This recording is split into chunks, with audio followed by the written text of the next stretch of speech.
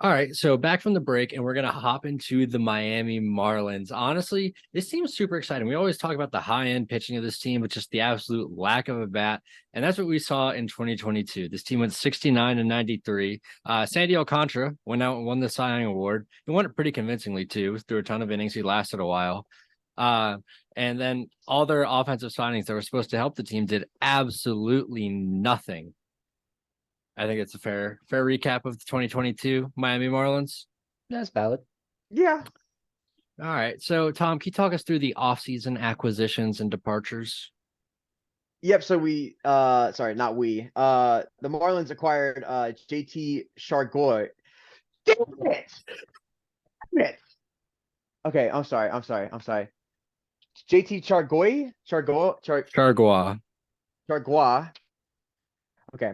So in the offseason, they acquired right-hand pitcher JT Chargois for right-hand pitcher Marcus Johnson. And then the big move, obviously, Luis Arias going to Minnesota for right-hand pitcher Pablo Lopez and their number 5 prospect Jose Salas. Another big move in the offseason is Jazz Chisholm moving to center field. Will that make a big difference? I think it will. Signing infielder Gene Segura, the Philly legend, to a 2-year deal and a club options for the 3rd year. And I think one of the most underrated moves they did was signing Jody Cueto, who had a very good season out in Chicago, to a 1-year deal. That also includes a buyout for the 2024 season. They acquired middle infielder Jacob Amaya from the Dodgers in exchange for Miguel Rojas. They acquired left-hand pitcher AJ Puck from the Athletics for JJ Bleday, one of the highest prospects in their system that wasn't turning out very well. How do you pronounce it? Is it JJ Bleday? Okay. They acquired left-hand pitcher AJ Puck from Oakland in exchange for JJ Bleday. And then they acquired Matt Barnes from Boston in exchange for right-hand pitcher Richard Bleer. So I think we got to hop right to the biggest move of their offseason. When they got Luis Arias, that was their big move of the offseason. It really looked like they were going contact first, and the signings that Tom just mentioned, they follow that. What do you guys think about this trade? I know we've talked about it, but like, how does this? We're only going to look at it from a Marlins perspective. What do you guys think about this? Yeah, that's fair. I mean, they got rid of Pablo Lopez. They have a lot of backup at the starting pitching position, so it wasn't a terrible move. And Pablo Lopez has kind of been stagnant the last couple of years. I think it was kind of a good move. Gets him in a new situation, kind of a breath of fresh air, right? But the big thing here is they give up their number 5 prospect, which I think fell to 13 in the Twins, if I remember properly. For Luis Arias, what we had kind of anticipated, because they had been shopping Pablo Lopez the whole offseason, was them getting stuff back, but instead they gave up Lopez and a prospect.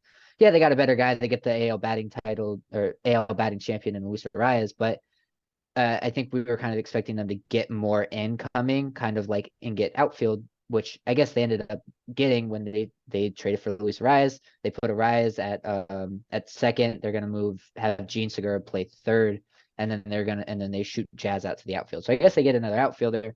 But Jazz Chisholm was injured a lot of last season, and he's not the best defender. Doesn't have the best arm, so I don't know how he's gonna play in center field. We talked about that a little bit in our center field rankings. Yeah, I think. Sorry, Tom. I just think you know what you're getting with Luis Arias. He has shown no signs of slowing down. He's been pretty consistent since he's come up. There's not a down season in there. He's been a consistent over 300 batter, which we don't like looking at, but he's a slap hitter. He's a contact hitter, and this season we saw some pop, not from the home run standpoint, but he's actually hitting for extra bases now.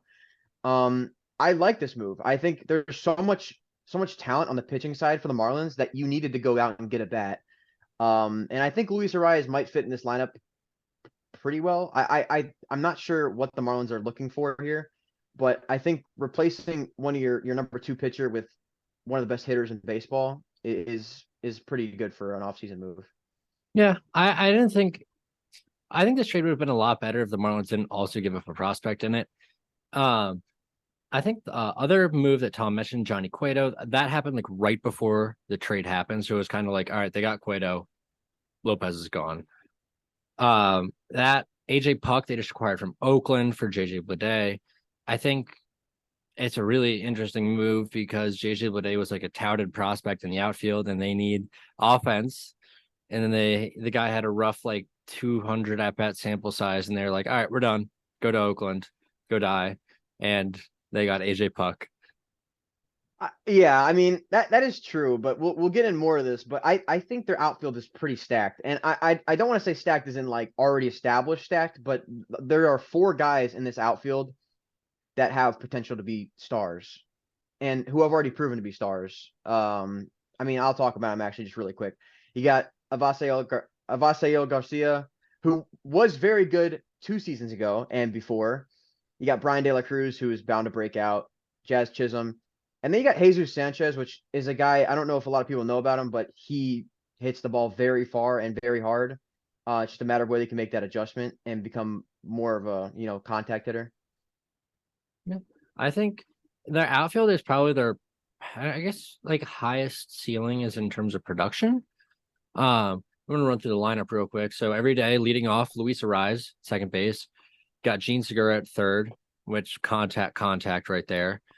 Jazz Chisholm in center field. We saw some signs of life from him last year. Like he's the cover of MLB The Show. He's supposed to be like a new face of baseball. They need that to happen. Garrett Cooper's at first. He is their right-handed slugger. He is their big Steve. We got Jose Garcia in right field. Tom mentioned that he needs a bounce back season. Everyone on that team needs a bounce back season. Jorge Soler is right after him, DHing on the daily basis because you do not want that man in your outfield. You have Joey Wendell at shortstop, which is really interesting because I'm not entirely sure Joey Wendell has ever played a Major League Baseball game at shortstop. I'm going to pull that up right now just to give it a double check. But Joey Wendell, he has played shortstop. He's not very good at shortstop though. No, he actually over the past 2 seasons, he has 3 outs above average in each individual season at shortstop. Does he really? I thought it was negative. Yeah, he does. No, he was -2 at third. Yeah, okay. Last season. Good job, Joey. You may actually be competent. And then he was average. He was average pretty much all the way until until 2021 at shortstop, and then he went up to 3. And then hitting 8th, we got Brian De La Cruz, is a switch hitter. Big breakout candidate, had one of the best just batted ball metrics last year, and he got unlucky. So we're gonna see if it's whether he's just someone that underperforms his expected stats or if he's a legit stud. The Marlins need him to be. And lastly, their defensive catcher, Jacob Stallings. I mean, it's kind of on paper, it's not a terrible looking lineup. But then you look at the other teams in the division and you're like, this team just doesn't stack up.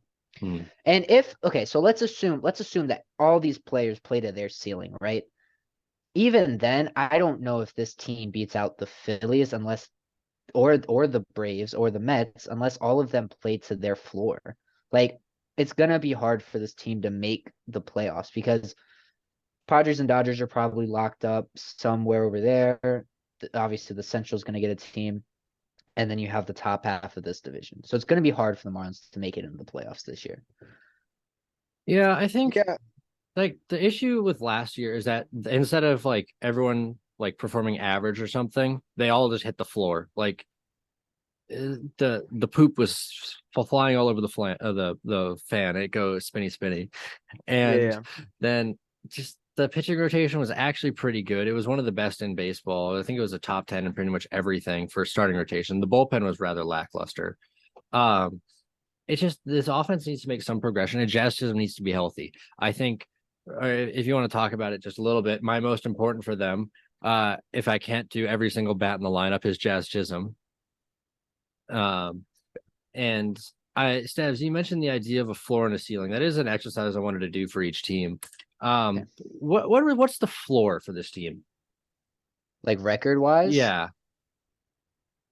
I mean, I think you gotta say like 70 games has to be the floor. Better than last season's their floor. I would say their floor is last season. I think they are only going to get better this season with the acquisitions they've made. I think the worst they can do is last season. I think you have to make improvements. I think this is a team with an extremely high ceiling.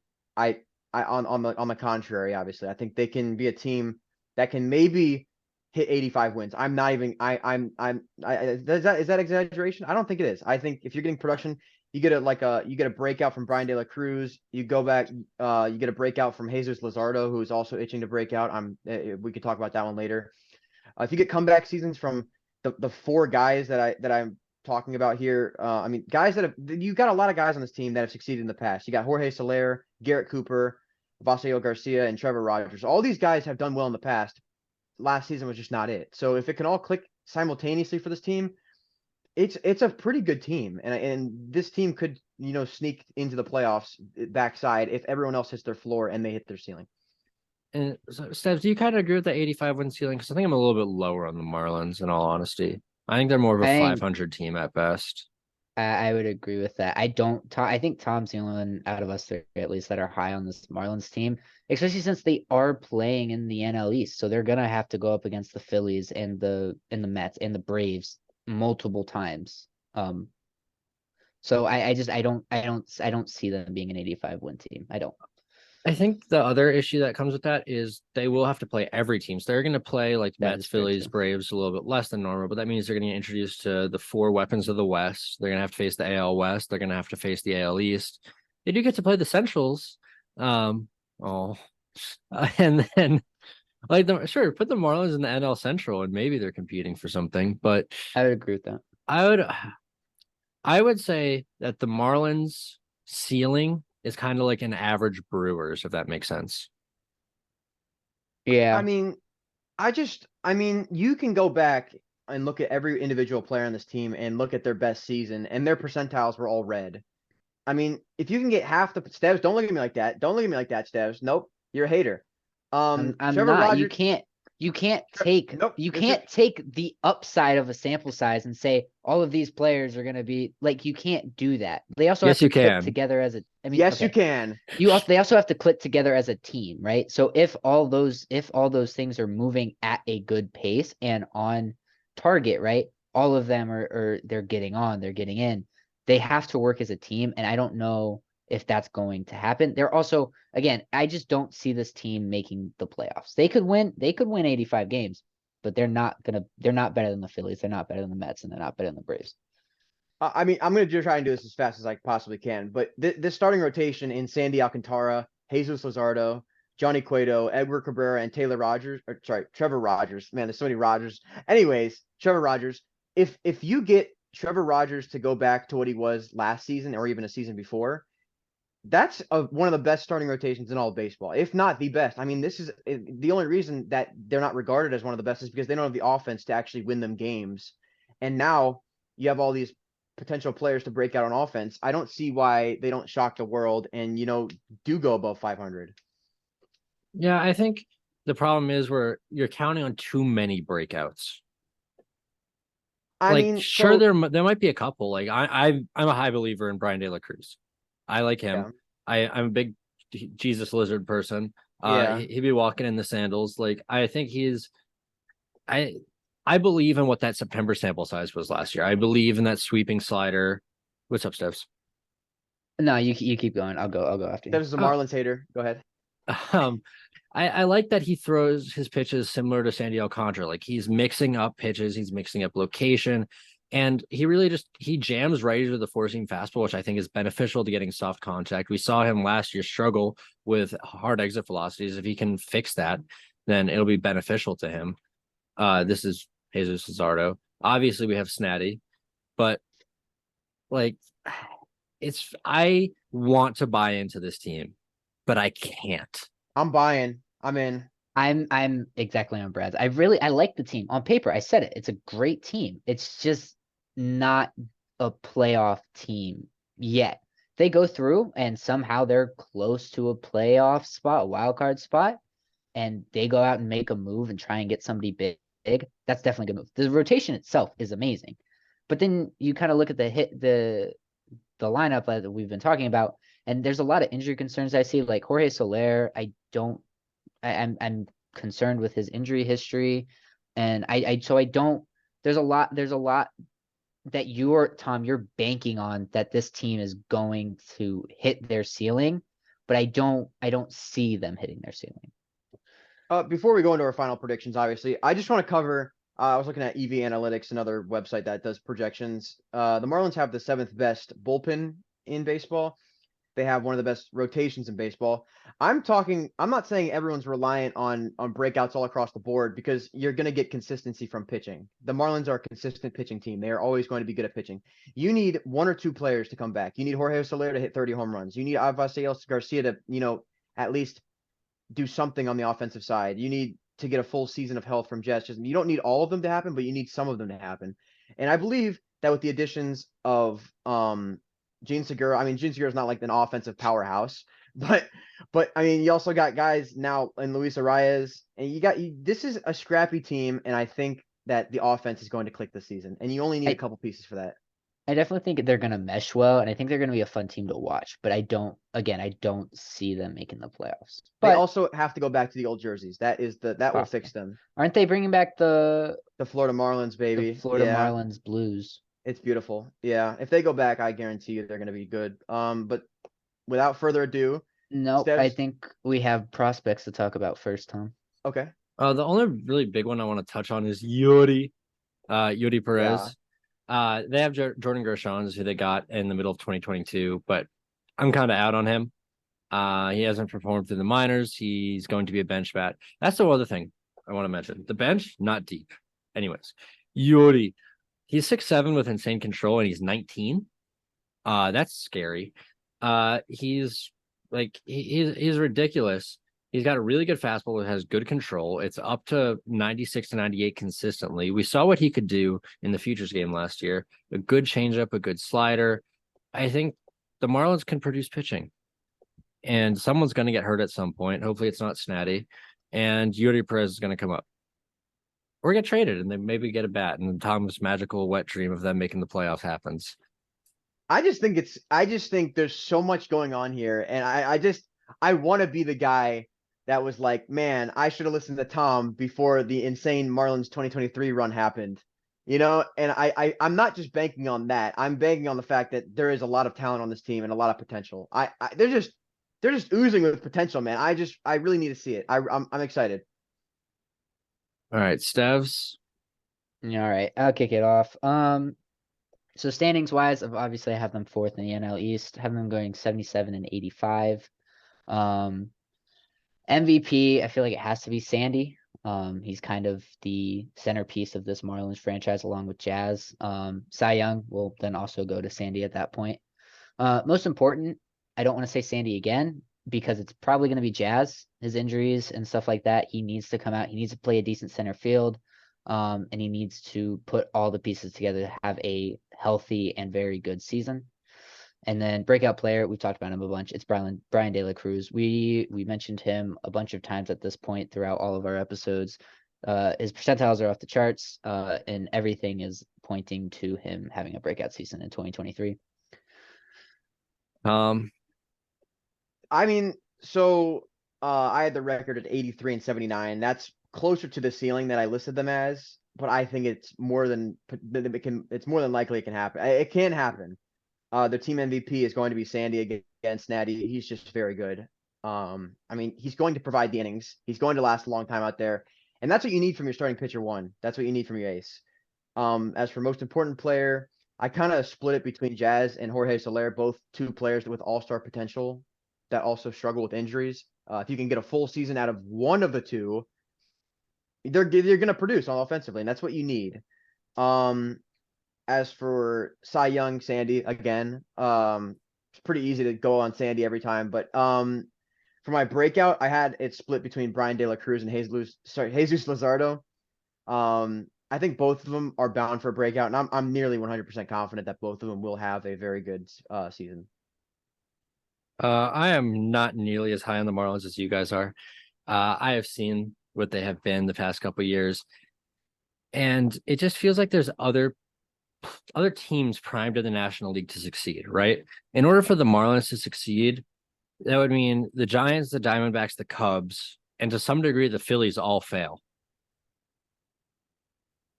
Like I think it's likely that a couple of those teams you mentioned do fail. I don't think the Phillies. I don't think they're going to be in that playoff conversation. I think it'll be like a couple teams out. I think maybe one or two teams out of the playoffs. I think the issue that I see here is your record, Tom. It is the Orioles record from last year, and this team doesn't feel like the Orioles. It doesn't feel like they have an Adley Rutschman. Yeah, I So mean, but also you gotta take into consideration that the Orioles only became the Orioles that you perceived them as during the second half of the season when Adley did come up. If they had Adley the whole season, they would have won closer to 90 games, and I think we can agree on that. Snatty. Snatty. so I have them at 71 and 91. I think they improved, but I don't think counting on every single person to break out is a safe bet, especially So- considering what we've seen them as. So for me, I was debating. For me, it was 72 to 77 games that they had. That's where my range was for them, not as like a floor ceiling, but like what I actually wanted to predict. So I ended up going with the 77, but I can definitely see that. I just think that there's too many other good teams, right? Like I definitely you have agree the with that. 3 teams in the East, 2 or 3 teams in the Central, and 3 or 4 teams in the West. And I think the Marlins, I don't think they're better than the Diamondbacks. I don't think they're better than the Giants. I don't think they're comparable to the Cubs in their volatility. And they're not better than the Phillies. And those are a lot of teams that you need to be better than. And something lastly I wanted to give them is a volatility rating where like the Nationals have a very low volatility rating because we know they're going to suck. What would you guys give the volatility rating of this team? What's the scale? Like like a high is like they could have a really good win record, but they could also be really, really bad. A medium ones where it's like it's going to be in like a 5 or 6 win range. Again, it's for me, it's the health and of everyone. Like I think there's definitely a high possibility if Jazz is out for a large majority of the season and Jorge Soler is out for a large majority of the season, like you just lost 2 very, very important offensive weapons. And that's gonna bring their ceiling down a lot and their floor down a lot. So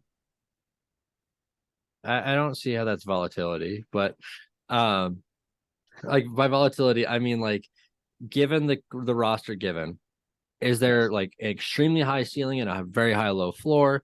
Is it kind of in like a 5 to 6 win range, like top and bottom, or do we kind of know they're going to suck, they're going to be decent, or they're going to be good? I think out of all the teams in the MLB, this should be one of the highest, if not the highest, on our volatility rating. This is a team with a high ceiling and a very low floor. I think other than maybe like a team like the Brewers or like there's a couple other teams in this league that have high ceiling, low floors, could be sellers at the deadline. This is probably one of the highest in the league because there's a lot of upside on this team, but there's also, as we've seen in the past, a lot of room for error. That's fair. I mean, I kind of agree with that. I think that there's a couple teams like that are going to be a lot better than them overall, but still have a very high volatility given their possible records. I think Sandy Alcantara is their MVP because Snatty. I think he's their Cy Young Award winner because he did just win a Cy Young Award. Their breakout, I have Edward Cabrera, big Edward Cabrera guy. Still have flashbacks from MLB The Show 2021. And their most important is Jazz Chisholm. I think there's not much of an argument to it. I think if this guy's healthy, there's something to this team. Like they have a chance. And healthy and how he played in 2022. If he's healthy and how he played in 2021, it doesn't matter if he's healthy or not. I think that's fair. That's true. Yeah, it's definitely fair. All right. Any lasting thoughts on the Miami Marlins? I'm just ready for this to cue to a epic montage of the 2023 Marlins season and you guys hating. Just be ready. October's coming around. They're not going to make the playoffs, but if they win over 80 games, this is going to be a great montage. This is going to be a dope montage, I think. We also have to be ready for if that doesn't happen and just clown on Tom. So nope. I'll do that so even if they don't go win 80 games, or even if they do win 80 games. We go with that. All right. Yep. Okay. All right. We'll see you all next time on the 4A Baseball Podcast. We're going to keep pumping out these team previews, projections, everything like that. If you want to interact with us at all, Twitter, Instagram, TikTok, anything like that will be in the description below. Thank you all for listening. We will see you all next time. Peace.